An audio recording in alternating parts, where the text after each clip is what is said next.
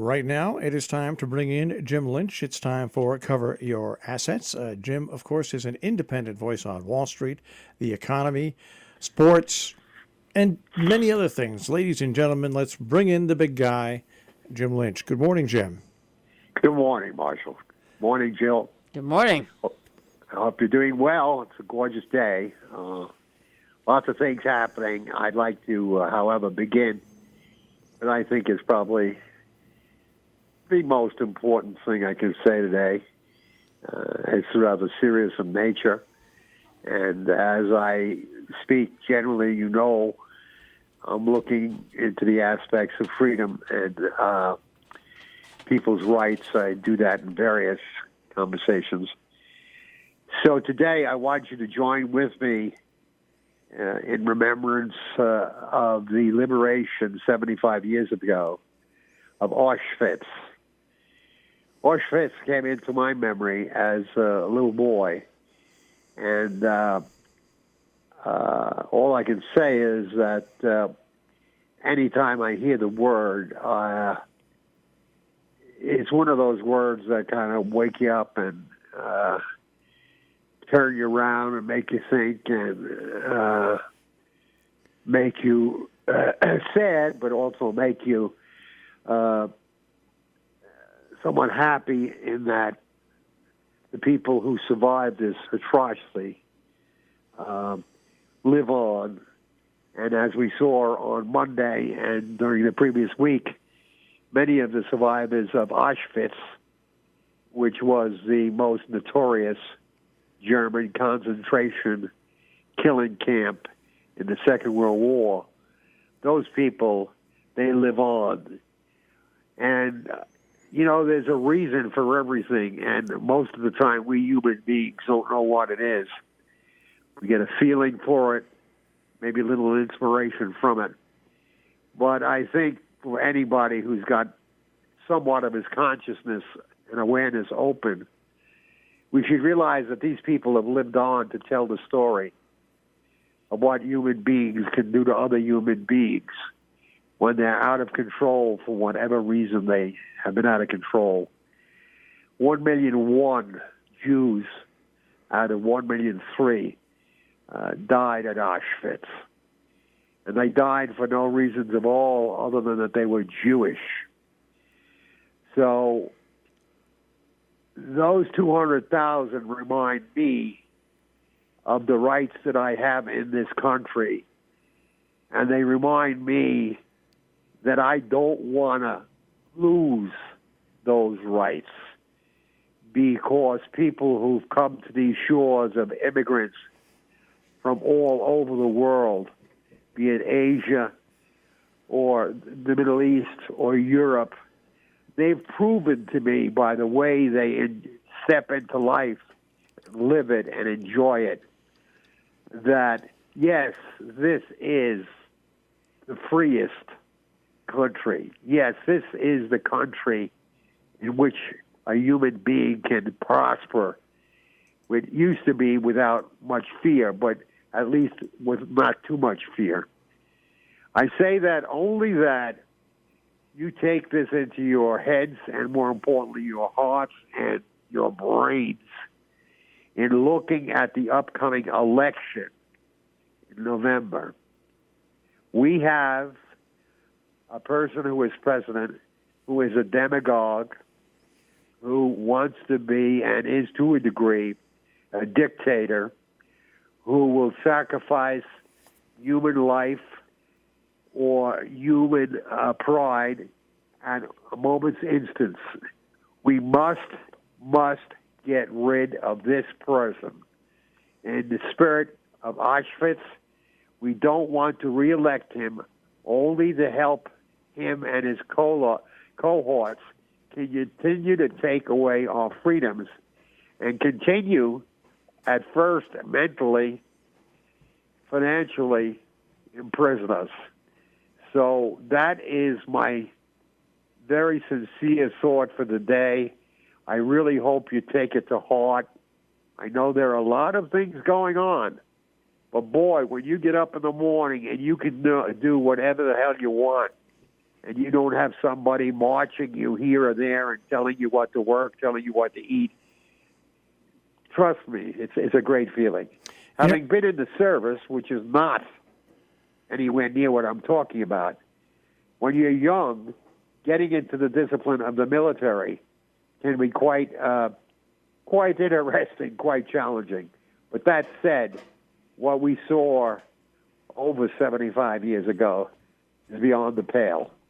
So please, let's enter into gratitude for what we have by waking up and recognizing. I don't care whether one argues this, that, or the other thing. It's basic freedom we're talking here, folks. We're not talking about my thought is better than your thought. The reason you can say that is because you live in the freest country in the world. So have gratitude for it, act on it, put your brain to work, and vote this man and his colleagues who have basically enabled him. The Republican Party has enabled this man. They saw he wanted power, they saw he got power, and they wanted a piece of it. And when this all falls out, we're going to find how many of these Republican senators and representatives took the money to do the deed. That's all I have on this section. Well, I want to go back to Auschwitz for just a second because it's one of those things that should forever be taught to every single American that goes through our education system. It's one of those things that can't be forgotten. Most people think of Auschwitz, I do believe nowadays, as a terrorist camp, an encampment. But it was a death factory. And here's the amazing thing about it: over 1 million Jews were deported. Listen to this: over 1 million. This is how big this place was. Auschwitz wasn't one just camp. There were 4 or 5 camps that were put together. Over 1 million Jews, okay? Right now, estimates are that out of the 1 million Jews that were deported there, 900,000 died in that one camp. And there were more camps, but 900,000 lives were so big. It was so big, and it housed so many people. And it wasn't a prisoner detention facility. It wasn't a prisoner of war facility. It wasn't a way to keep people separated. It was a death camp. It was an extermination camp. And here's the thing. We remember the Bataan Death March. Okay, yeah. we talk and we remember about the Bataan Death March, which was horrific and absolutely. But everything in modern man's civilization man can compare to Auschwitz. Nothing. It's something that has to be taught just because it's man and humanity to man. And what is really frustrating about it is that these kids get further and further away from it. They get further and further disconnected from it. And they don't really believe that either it happened or that it was. And, some of the, and this, it sounds like a digression, but it's not, some of the horrific conditions in Japanese prison camps and the brutality and the just, again, people didn't come home necessarily and talk about it, but you knew about it in being taught. And now there's sort of it's so far away, and it's so wrong, and that it's even allowed to. Some focus really does need to be broader focus, not just in the Jewish community, not just during anniversaries, but broader focus needs to be put on this so that it will never happen again. Well, it needs to never happen again. Go to the news out of China. I mean, you've had the re-education camps where Uyghurs. Muslims are taken to re-education camps. Yeah, the Uyghurs. You had it as recently in the 90s. You had it with Bosnia. You had the Bosnia-Herzegovina. No, absolutely. And the way that you think, well, we've come a long way, baby. And if you're just basically eradicating, you've got it in Myanmar with the Rohingyas right now. It's people just sort of. I'm just looking here right now. The Auschwitz concentration camp was a complex, listen to this, of over 40 concentration and extermination camps. Yeah. That's the sheer size of this. It was a big operation. Yeah. It was an industrial size operation. And you can't lose sight of that in history. You just can't, and say, oh, that can never happen again, because it has happened, not on that level, but it's happened over and over in the history of the world, Jim. Well, the words never again are not really enough, as you've implied, which is why I sincerely believe that parents who really want their children to grow up with a sense of what they have in this world, in this country, will have the guts to educate them very, very straightforwardly on what happened in Auschwitz, in the Second World War, and let them know the horror that can happen when human beings basically have lost control by getting total control. And I think a parent, I know if my kids were kids, which they're no longer, I would be, based on what's going on in our country, show them, and you can get it right up on the internet, and it's on the BBC off and on, pictures of the camp when they actually were freed by the Russians, and look at the incredible, sad, horrific human beings who have been so tortured, not only physically, but mentally. And I don't know what age a kid might be. A parent would know 8 or 10 might be too late. But certainly these kids who might be full of bravado, a little white supremo thing entering in, or I'm better than everybody else, or this or that, they might need to be shown these things and to wake them up to their reality, not to scare them, but to make sure they begin to understand the risk that even this great country has if we continue down certain paths. It's so interesting. I watched a very good movie, The Two Popes, two primo actors, but during during the movie, the riots in Buenos Aires, where one of the popes actually came from, shows what happens when a dictatorship comes forward. The other one that I've seen recently on the BBC was a clip on the El Salvador repression. And they began losing it when they just outright killed 6 Jesuit priests. While the Holocaust stands out over and above anything in our time and existence, in our time and existence, we have seen numerous cases where dictators, demagogues, try to and/or do succeed to the time for taking over a country, and the process, people will disappear, they'll be murdered, they'll be tortured.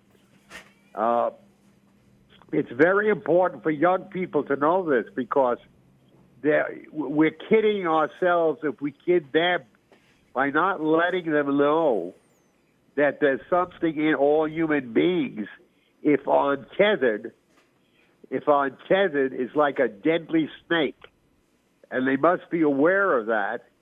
And they have a very peaceful remedy. It's called learning the comings and goings of what makes our government, who the people are who are running our government, and who they should vote for within the framework of them wanting to continue a peaceful, free life. This idea of I'm better than he or vice versa, well, when you're lying on a slab and you're dying, you're better than nobody. And I think if maybe in this country, particularly where I think maybe we all think we're going to live forever, we might want to really focus on every breath we take and how good it was or how enjoyable it was or how great it was for our fellow man. Because no matter how much you have or how much you don't have, you end up in the same 6 feet of hole. You know, we're talking, and I can remember back my grandfather, Melvin Dennis, and my grandmother. And she was a Republican. She was a Democrat, and he was a Republican. And one election, she wouldn't drive him to the polls because he was going to vote for the Republicans. And I'll never forget what he said to her. He said it coming out of the dining room into almost where our front porch was. He looked at her and he said, and I'm going to say it exactly like he said it, "Jesus Christ, Millie, I fought the Germans so I could vote." And it was a funny line back then, but if he were alive today, he would be staggered to see Nazi flags all over the place. That's right. We tend to forget sometimes. Yes, we are a country that goes to war a lot, but we are a country that has contributed mightily to the freedom of a lot of people. And I just don't think that young people nowadays understand enough about the past to really realize about the freedoms that we've lost since 9/11. I mean, if you were to sit down and do a study, you would be amazed at the freedoms that have gone by the board since we were attacked on September 11th. You queued up something for me. The Second World War, which we won, and we won handily. We came into it late, but this country is so great, we got it together. But what happened after the war? We welcomed immigrants. We welcomed people who were down and out. We supported those people. We brought them into the fold, and it helped make us a bigger and better country because we needed their energy. You need the energy of somebody who wants freedom. If somebody wants something 120% and your country is at 90%, they're going to add something to you and to your country. And we recognize it, which is why now what we're doing with immigration is so stupid. We have computers to figure out the numerical thing and the background checks and so forth. There's no excuse for this. Before we leave, Kobe Bryant. Yes. Kobe Bryant is a hero. And he's a hero not because he might be one of the greatest basketball players. He's a hero because at 18 years old, he wanted to do something he really loved. And he had such intensity, he did it well. But more importantly, as Will Chamberlain has said about him, he was much greater than his 20 years of incredible achievement in basketball. He has created charities. He has created schools. He has created 4 daughters, a wonderful family. Everybody loved him because of that smile, because of that articulation. His dad took him to Italy for a job or something when he was 6. He learned Italian. So what he's done, he's helped build more of an appreciation for soccer here for our youth, and he's built a whole cadre, a billion fans in China for basketball. There were over 1 billion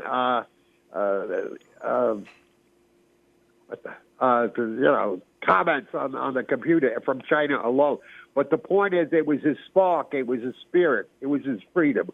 And the thing is, if we could just take this one black man and say, hey, let's show it to the rest of the world. Hey, this guy was great in a lot of ways. he's giving back to his community. Why do we allow a scoundrel in the White House sell black short, sell Mexican short, basically sell anybody and everybody short who doesn't agree with him? Anyhow. All right. Is that it? That's it. We're out of time. We got to stretch it out. Jim, we'll speak to you next week. It's getting instinctive now. I feel it in my toes when it's time. Okay. Okay. I love you. Have a good week. Take Bye-bye. care, Jim. Jim Lynch, and Cover Your Assets here on Robin Hood Radio.